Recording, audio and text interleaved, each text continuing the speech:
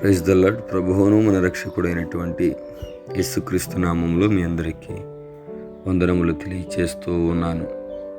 ఈరోజు దేవుని వాక్యమును మనము చదువుకుందాం. మార్కు శుభవార్త 10వ అధ్యాయము 27వ వచనం. యేసు వారిని చూచి, ఇది మనుషులకు అసాధ్యమే గాని దేవునికి అసాధ్యము కాదు. దేవునికి సమస్తమును సాధ్యమే అనెను.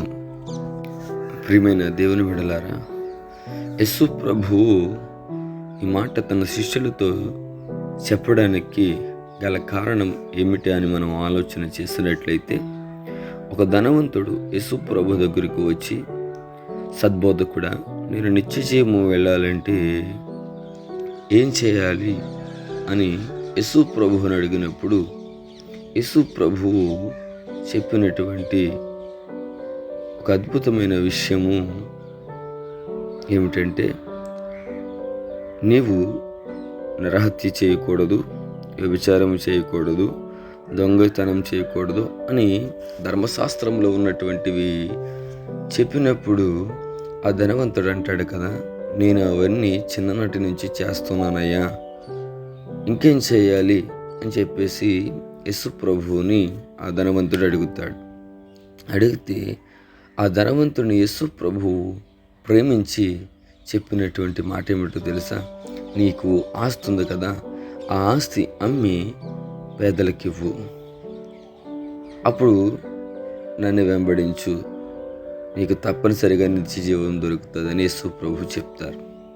యేసు ప్రభు చెప్పినప్పుడు ఆయన మిక్కిలి ధనవంతుడు కాబట్టి ఆయన మిక్కిలి వ్యసనపడి యేసు ప్రభు దగ్గర నుంచి విడిచిపెట్టి వెళ్ళిపోతారు. వెళ్ళిపోయినప్పుడు యేసు ప్రభు అంటారు కదా, ధనవంతులు దేవుని రాజ్యంలో ప్రవేశించుట కష్టమని చెప్తే శిష్యులు అంటారు, మరి ధనవంతులు దేవుని రాజ్యంలో ప్రవేశించలేరు అంటున్నారు ప్రభువా, మరి ఎలాగా అనంటే, సూదు బెజ్జంలో ఒంటైనా వెళ్తాదేమో కానీ ధనవంతుడు దేవుని రాజ్యంలోకి వెళ్ళడు అంటారు.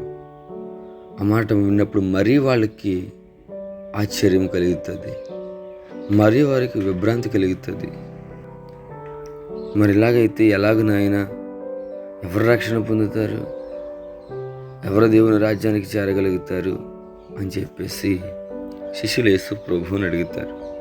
అప్పుడు యేసయ్య అంటున్న మాట, మనుషులకు అసాధ్యము కానీ దేవునికి అసాధ్యము కాదు, దేవునికి సమస్తము సాధ్యమే అని యేసు ప్రభు చెప్తున్నారు. ప్రియమైన దేవుని బిడ్డలారా, ఈ విషయం ద్వారా మనం ఏం అర్థం చేసుకుంటున్నామంటే, ఏమి నేర్చుకుంటున్నామంటే, మనుషుల రీతిగా కొన్ని విషయాలు అసాధ్యమే, కొన్ని చేయలేకపోవచ్చు మనుషులు, కానీ దేవుడు సమస్తము చేయగల సమర్థుడు. ఈరోజు నీ కుటుంబంలో ఉన్న సమస్య మనుషులు తీయలేకపోవచ్చు కానీ దేవుడు తీయగలడు. కొన్ని విషయాలు మనుషులు జయించలేకపోవచ్చు కానీ దేవుడు సమస్తమును జయించాడు. అందుకని యోహాను పత్రిక మొదటి పత్రిక 4వ అధ్యాయంలో రాయబడిన మాట ఏమిటో తెలుసా?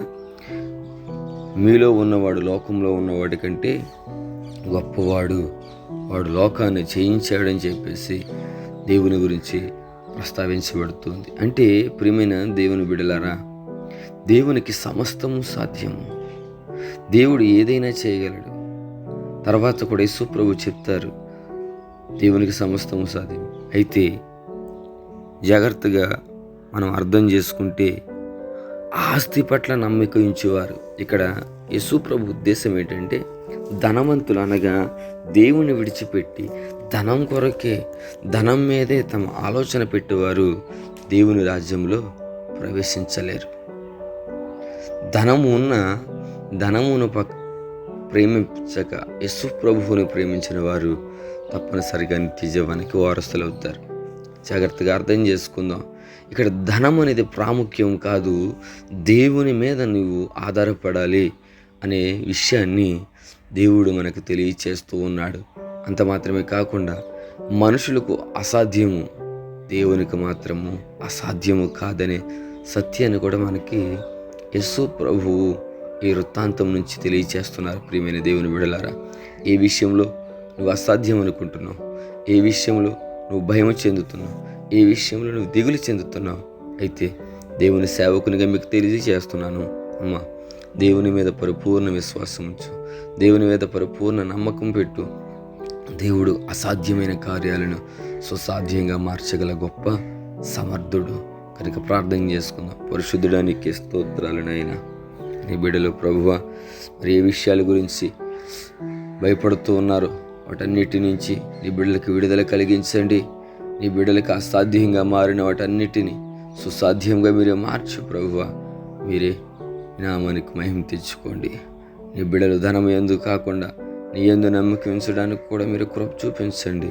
ప్రతి విషయంలో మీరే మేలు చేసి మేలైన దానిని వెంటాడడానికి ప్రభువా నీ బిడ్డలకి జ్ఞానమును దయచేసి మహిమ ఘనత ప్రభావములు మీ నామానికి ఆరోపించుకొనమని నజరేయుడైన యేసుక్రీస్తు నామములో అడిగి వేడుకుంటున్నాం పరమ తండ్రి. Amen. God bless you all.